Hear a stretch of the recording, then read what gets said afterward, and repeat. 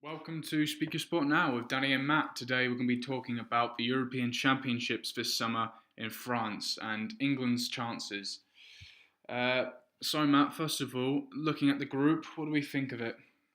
I suppose it's England's group being Russia, Wales and Slovakia. I suppose it's not the hardest group, but I think it'll be tougher than a lot of people think. You know, Wales are a good side. They got a match winner, one of the best players in the world, in Gareth Bale, and that should be a tough game. And also Russia, with the World Cup coming up next, being in Russia, they'd want to see some improvement because they were awful, weren't they, in the World Cup? They were woeful in the last World Cup, so they want to see some improvement. And Slovakia were in Spain's group, and they're no mugs. They'll be a very good team. So I think it's a lot harder than England say. Well, I think this is one of the easiest groups in the whole tournament. If I'm being honest with you, I think they couldn't have asked for a better group. Honestly, you say because of the World Cup in Russia, what make a difference? I don't think they can't play football. The Russians. I'd say.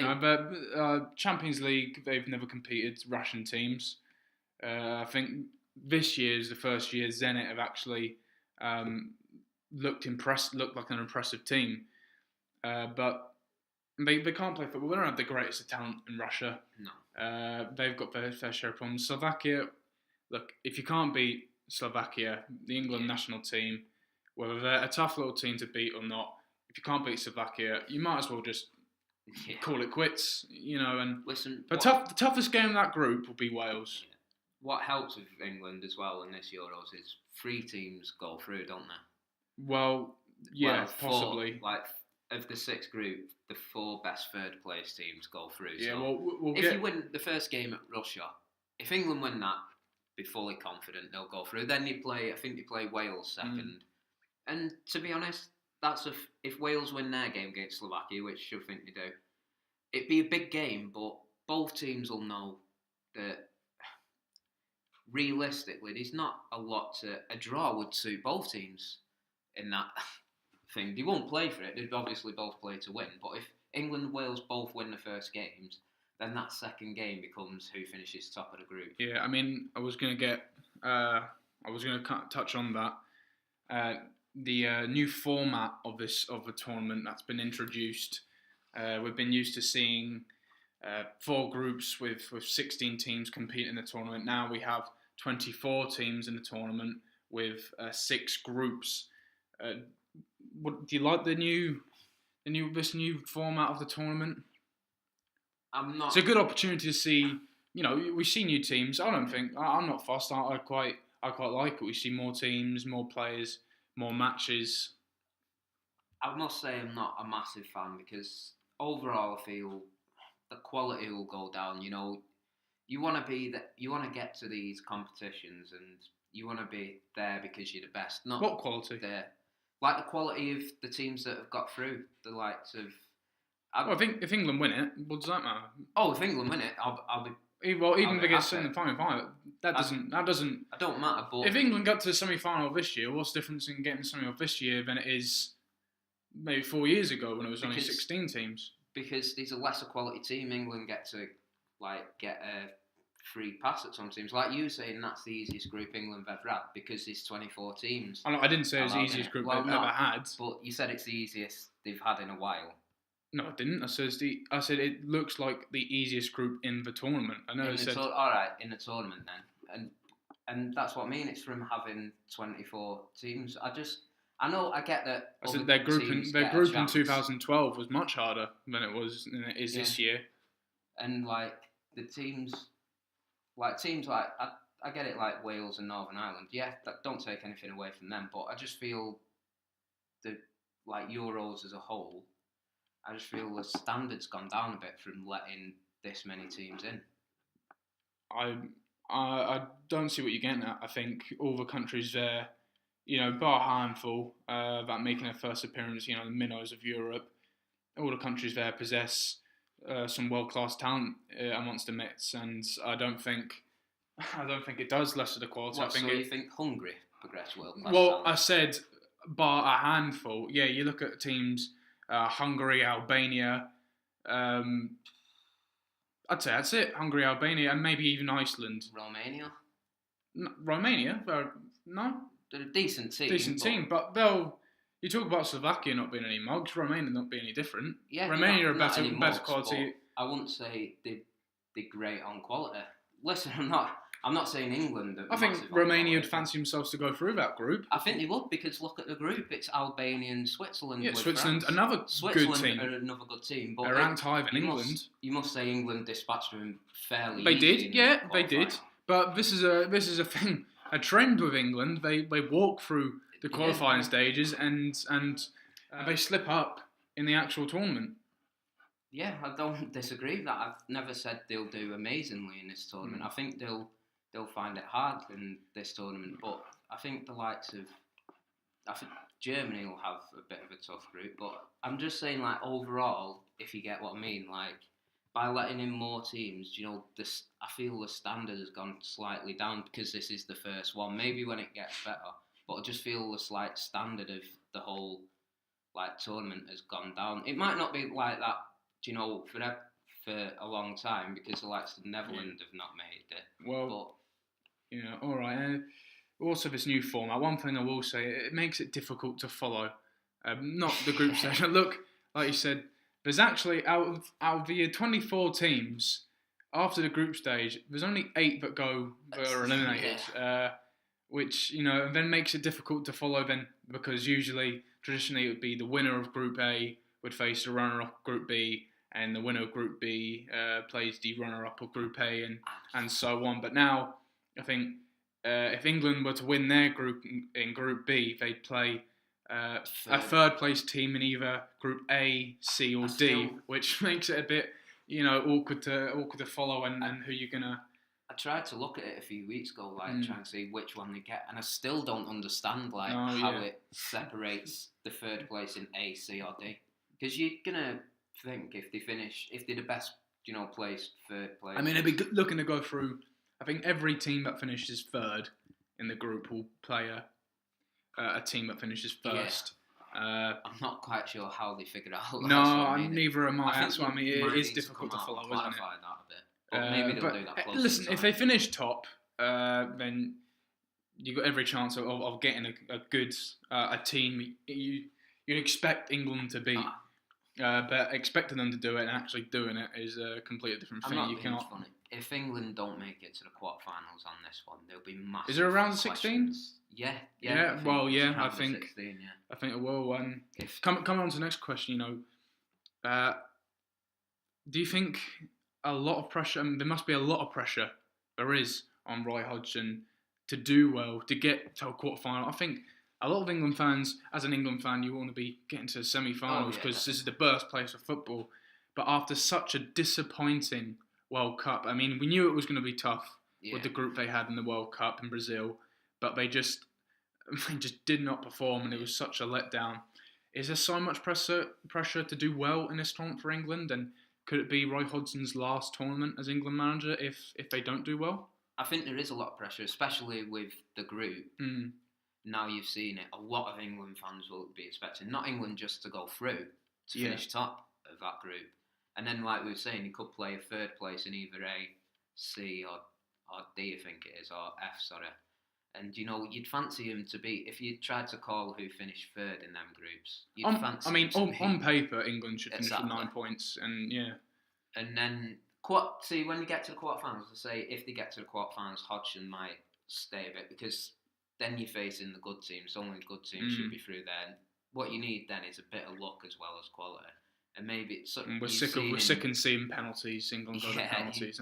You see England, not having that kind of luck, and obviously the World Cup, not the last World Cup, the one before, in South Africa. What do you think was England's last successful tournament where they did well?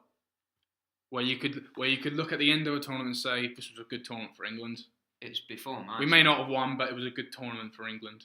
Before my time, probably Italia 90. People still talk about that when they got to the semi-finals of the World Cup. But in my lifetime, I'd Euro say 2004. Yeah, I was going to say, because they went out to a good Portugal side who I think probably should have won the tournament. Not they got to the final, and they were the host country, and they lost to a Greece side who, well, you can make an argument for both Greece and Portugal deserving winners, I suppose, but they went out to a tough team in Portugal that year, and I think they did play well in the group. You look ahead to 2006, the World Cup, easy group, which they got through, not convincingly. They got through though. I think they faced Ecuador. Ecuador. And I remember they scraped through that with a 1-0. And Ecuador, the South American side, they got talent. But no, they haven't. England should have beaten them 3 or 4-0. And then Portugal again. It was Portugal again, but on penalties. Which was frustrating. So perhaps that wasn't a terrible tournament, but you would have liked to seen it go better. 2008, obviously a tragedy almost. It didn't qualify. 2010, a terrible World Cup. Again, easy group. Should have finished first. They didn't. I think you could even say they were lucky. They probably weren't deserving of finishing second in that group.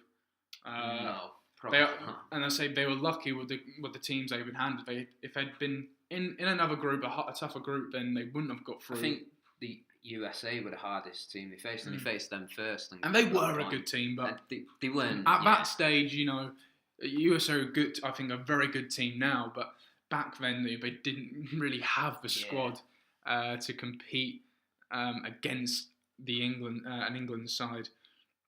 And then 2012,